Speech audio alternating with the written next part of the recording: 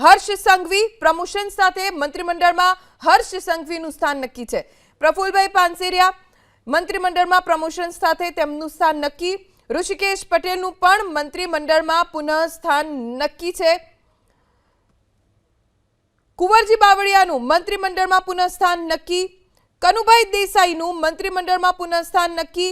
પરસોત્તમ સોલંકીનું મંત્રીમંડળમાં પુનઃ સ્થાન નક્કી છે। તો સાથે જીતુ વાઘાણી જેમનું સ્થાન પણ નક્કી માનવામાં આવી રહ્યું છે મંત્રીમંડળમાં। જે સૂત્રો પાસેથી જાણકારી મળી છે તે મુજબ ઉદય કાનગડ અથવા ત્રિકમ છાંગા જે બેમાંથી એકનું સ્થાન નક્કી છે।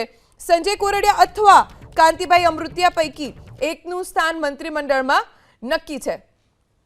કોણ કોણ આવતીકાલે 11:30 વાગે વિજય મુહૂર્તમાં 12:39ની ઘડીએ શપથ ગ્રહણ કરશે